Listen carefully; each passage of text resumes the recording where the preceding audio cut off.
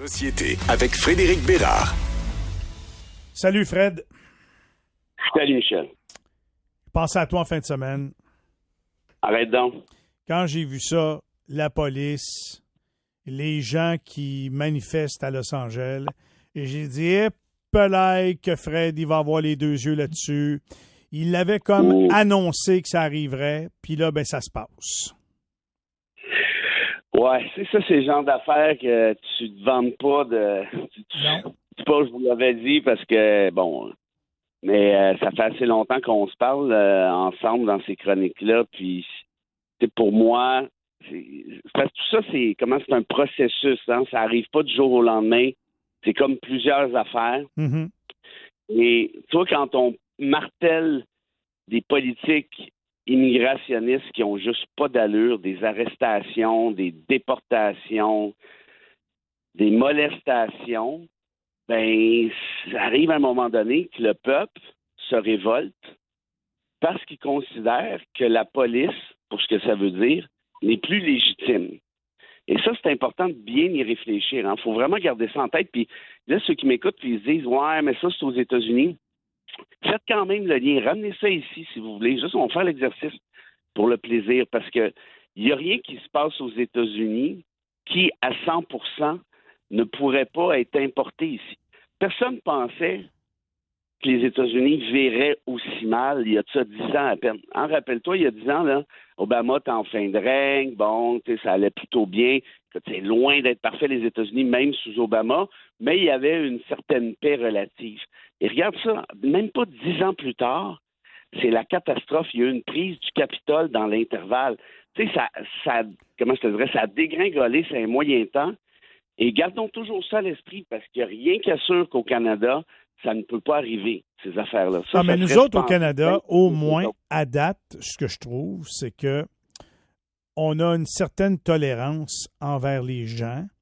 On fait juste, puis je sais que ça t'insulte un peu, mais là, le Canada, tout ce qu'il dit, c'est on peut-tu modérer, accepter des gens de l'extérieur un peu? On peut-tu juste comme modérer, là? Tu sais, à la limite, on chicane là-dessus, mais une fois qu'ils sont chez nous, les gens, on va pas les expulser avec des avions dans leur pays, tu comprends? On n'est pas de même. Non, ça, tu as raison, puis tu as raison de dire qu'on a le droit d'avoir des discussions sur l'immigration. Je suis d'accord avec toi. C'est sain, c'est normal. Par contre, il y a quelques années à peine, tu n'aurais pas prédit ce qui se passe actuellement aux États-Unis. Puis la plupart des Américains non plus. Pas du tout. Sais-tu pourquoi? Parce qu'ils disaient, on est la plus grande démocratie au monde. Ouais. On est les gens les plus tolérants au monde. Ben oui. Hein? Mais il est arrivé un clown dans le portrait, puis c'est lui qui a changé tout ça. Puis, si je te pose la question, à ton sens, est-ce que c'est impossible qu'il n'y ait jamais un clown qui débarque au Canada? Fred, écoute, je suis content que tu poses la question. Moi, je pense que les gens voient ce qui se passe aux États-Unis, qu'ils soient d'accord ou non. Il n'y a personne qui trouve ça beau. Il n'y a personne qui doit être bien content de ça. Conservateur de la droite ou libéral de la gauche ou entre les deux, veut pas. Puis j'ai envie de penser que ce que Trump est en train de faire aux États-Unis, là, c'est comme une leçon pour bien des gens pour dire c'est correct de revendiquer certaines choses, mais pas aller à l'extrême comme lui est allé. Fait que moi, je pense que ça va faire peur au monde. Moi, je crois que la droite va s'affaiblir un petit peu par rapport à la force qu'elle a prise dans les dernières années. Écoute, ce qui est arrivé d'ailleurs, c'est ça qui est arrivé aux élections fédérales au Canada dernièrement, là.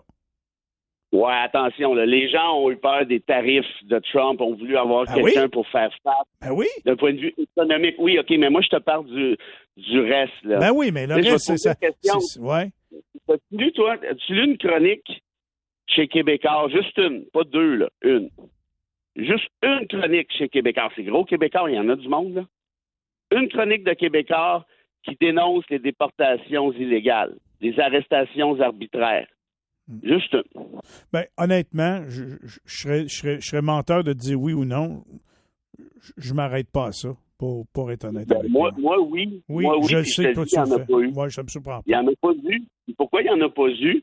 Ben, parce que contrairement à ce qu'on peut penser, je pense qu'il y a bien plus de monde qui est quand même assez à l'aise de dire des immigrants dehors, puis si ça prend des déportations, ça en prendra. Tu penses qu'il y a pas mal plus. Tu penses qu'il y a assez de monde pour penser ça au Canada? Mettons, les gens qui nous écoutent ce matin, là, ben, écoutez, si c'est le cas, ça me surprend. Je te l'admettrai.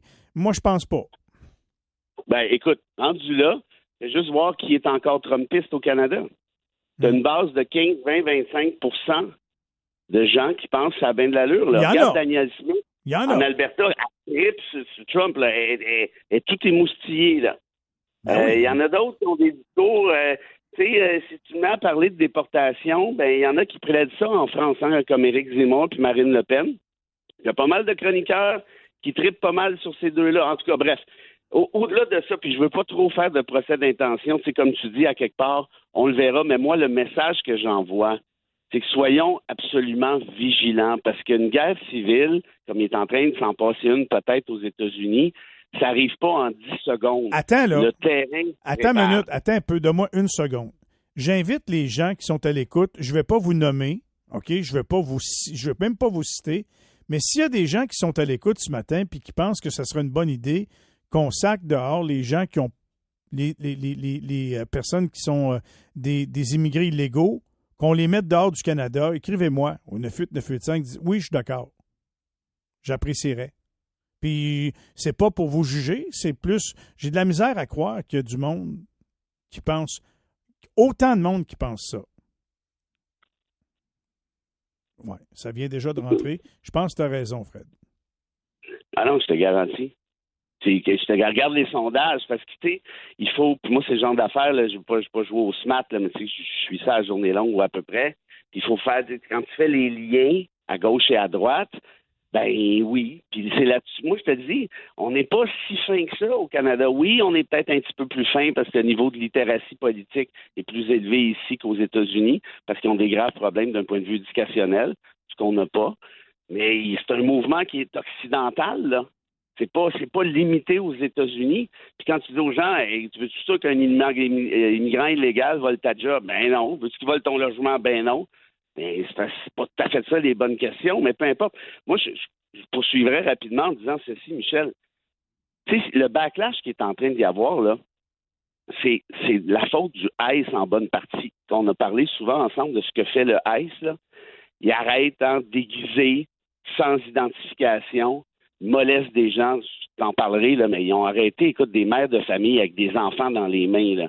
Ils les séparent, puis la communauté voit ça, là. T'as Christine Noem, qui est en charge de la sécurité intérieure. C'est une grosse job, là. C'est la secrétaire d'État, là. C'est elle qui est allée se faire prendre en selfie avec des détenus au Salvador, imagine-toi.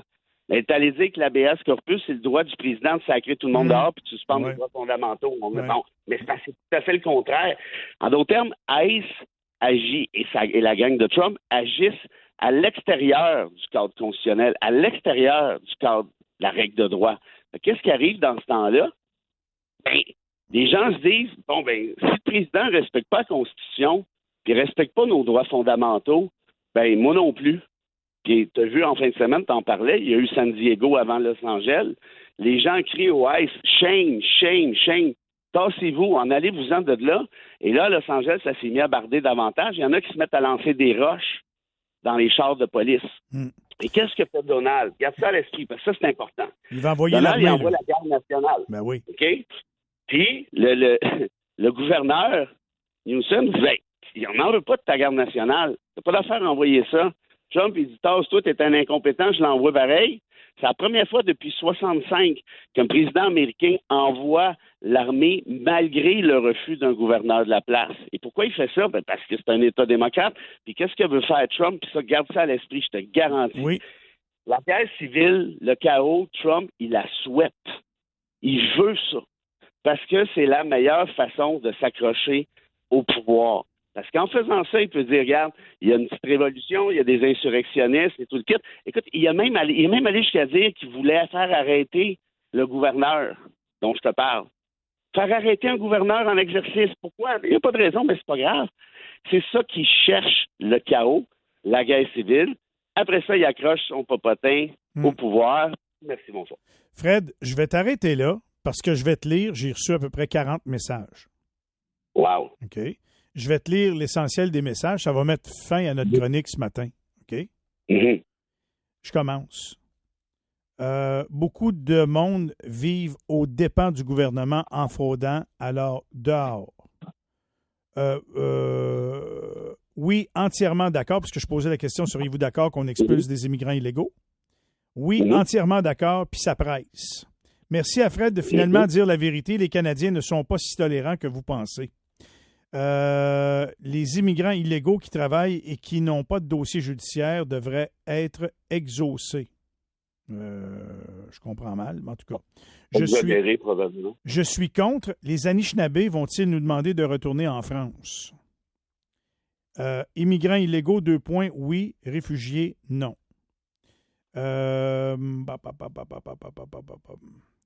Ça nous crée beaucoup de problèmes et tu le sais toi-même, il faut que les choses légalement, ils arrivent ici illégales et avec des maladies.